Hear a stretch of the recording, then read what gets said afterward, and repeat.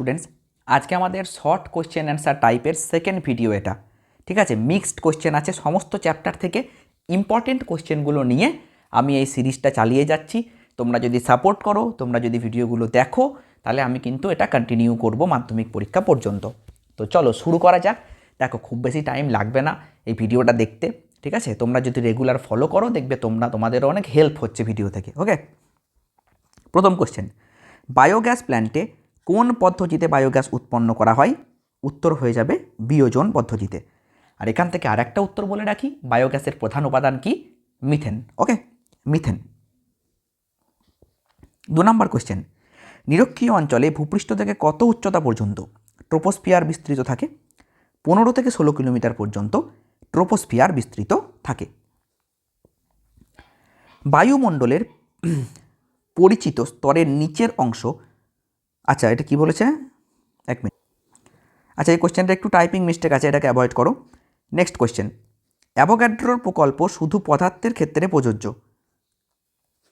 আচ্ছা এটাও একটু টাইপিং মিস্টেক আছে, একটু অ্যাডজাস্ট করে নিও, এর জন্য আমি সরি চেয়ে নিচ্ছি। ঠিক আছে, নেক্সট, বয়েলের সূত্রে ধ্রুবক দুটি কী কী? গ্যাসের ভর এবং গ্যাসের উষ্ণতা, এই দুটো জিনিস কিন্তু বয়েলের সূত্রে ধ্রুবক থাকে। ওকে, আর চার্লসের সূত্রে গ্যাসের ভর এবং গ্যাসের চাপ। ওকে, আচ্ছা গ্যাসের চাপ গুণাঙ্কের ক্ষেত্রে ধ্রুবক রাশি কী কী? গ্যাসের ভর ও গ্যাসের আয়তন। গ্যাসের চাপ গুণাঙ্কের ক্ষেত্রে ধ্রুবক রাশি হচ্ছে গ্যাসের ভর ও আয়তন। ঠিক আছে, বেশ। আদর্শ কুপরিবাহী বস্তুর তাপ পরিবাহিতাঙ্ক কত? যে কুপরিবাহী সে তাপ পরিবহন করবে না, তাহলে তাপ পরিবাহিতাঙ্ক হচ্ছে 0। ওকে, একটি লাল গোলাপকে নীল আলোয় দেখলে তুমি কেমন দেখবে? লাল গোলাপ তো, তাহলে লাল রঙকে প্রতিফলিত করবে, নীল রঙকে কিন্তু নয়, তাহলে আমি নীল আলোতে কালো দেখব। স্নেলের সূত্রের গাণিতিক রূপটি লেখো। আমরা সবাই জানি mu is equal to sine i by sine r, এইটা হচ্ছে স্নেলের সূত্রের গাণিতিক রূপ। পরের প্রশ্ন, এই তো আচ্ছা উত্তরটা দেওয়া আছে। ওকে, ওহমের সূত্রটি লেখো। উষ্ণতা এবং অন্যান্য ভৌত অবস্থা অপরিবর্তিত থাকলে কোনো পরিবাহীর মধ্যে দিয়ে তড়িৎ প্রবাহ মাত্রা ওই পরিবাহীর দুই প্রান্তের বিভব প্রভেদের সমানুপাতিক হয়। তার মানে প্রবাহ মাত্রা হচ্ছে বিভব প্রভেদের সমানুপাতিক। গাণিতিক রূপটা কি হয় বাবা? ভি ভ্যারিজাজ আই, মনে রাখতে হবে। 1 কিলোওয়াট ঘন্টা সমান কত জুল? 3.6 into 10⁶ joule. এটাও মনে রাখতে হবে, এই কোশ্চেনটাও কিন্তু খুবই ইম্পর্টেন্ট, যে 1 কিলোওয়াট ঘন্টা সমান কত জুল? না 3.6 ইন্টু 10⁶ জুল। 2.10, হিরোশিমা ও নাগাসাকিতে কী ধরনের পরমাণু বোমা ফেলা হয়েছিল? প্লুটোনিয়ামের পরমাণু বোমা ফেলা হয়েছিল। ওকে, আর এই যে ঘটনাটা কি ঘটনা ঘটেছিল, মানে নিউক্লিয় সংযোজন না বিভাজন? তো উত্তর হয়ে যাবে কিন্তু বিভাজন, এটাও মনে রাখতে হবে তোমাদেরকে। কোন তেজস্ক্রিয় রশ্মিটি চৌম্বক ক্ষেত্র দ্বারা সর্বাধিক বিচ্যুত হয়? বিটা রশ্মি কিন্তু চৌম্বক ক্ষেত্র দ্বারা সর্বাধিক বিচ্যুত হয়, ভুল করবে না, বিটা রশ্মি। ঠিক আছে, হ্যালোজেন মৌলগুলিকে তাদের বিজারণ ক্ষমতার ঊর্ধ্বক্রমে সাজাও। সবথেকে কম বিজারণ ক্ষমতা হচ্ছে ফ্লুরিনের, তারপর ক্লোরিন, তারপর ব্রোমিন, তারপরে আয়োডিন। ওকে, এটা আয়োডিন। নেক্সট, পর্যায় সারণীতে কোন শ্রেণীতে নিষ্ক্রিয় গ্যাসগুলি অবস্থান করে? 0 শ্রেণীতে। দীর্ঘ পর্যায় সারণীর 18 নম্বর শ্রেণীতে, আর আধুনিক পর্যায় সারণীর 0 শ্রেণীতে। নেক্সট কোশ্চেনে চলে যাব আমরা। একটি যৌগের উদাহরণ দাও যার অণুতে এক বন্ধন ও দ্বিবন্ধন উভয় বর্তমান। ইথিলিন। ইথিলিনের অণুতে এক বন্ধন এবং দ্বিবন্ধন উভয়ই বর্তমান। C2H4। ওকে, C2 তার মানে হচ্ছে গিয়ে C ডাবল বন্ড C, আর H4 মানে এইখানে একটা এই যে H H H H, তাহলে দেখো দ্বিবন্ধন এবং এক বন্ধন উভয়ই বর্তমান। ওকে, লোহার বস্তুর ওপর 10 তার প্রলেপ দেবে, তুমি ক্যাথোড হিসাবে কি ব্যবহার করবে? লোহার বস্তু যার ওপর প্রলেপ দেবে তাকে ক্যাথোডে, আর যা কিছুর প্রলেপ দেবে সেটা অ্যানোডে, মনে রাখতে হবে।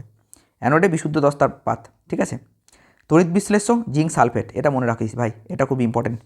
ঠিক আছে, জিঙ্ক সালফেট ব্যবহার করা হবে। 2.15, একটি তীব্র তড়িৎ বিশ্লেষ্য এবং একটি মৃদু তড়িৎ বিশ্লেষ্যের নাম লেখো। তীব্র হচ্ছে সোডিয়াম হাইড্রোক্সাইড, আর মৃদু হচ্ছে লঘু সালফিউরিক অ্যাসিড। মৃদু তড়িৎ বিশ্লেষ্য অ্যামোনিয়াম হাইড্রোক্সাইড আর অ্যাসিটিক অ্যাসিড। আচ্ছা, প্রথমে তীব্র তড়িৎ বিশ্লেষের নাম আছে। তীব্র হচ্ছে সোডিয়াম হাইড্রক্সাইড আর লঘু সালফিউরিক অ্যাসিড, আর মৃদু অ্যামোনিয়াম হাইড্রক্সাইড এবং অ্যাসিটিক অ্যাসিড, মনে রাখবে।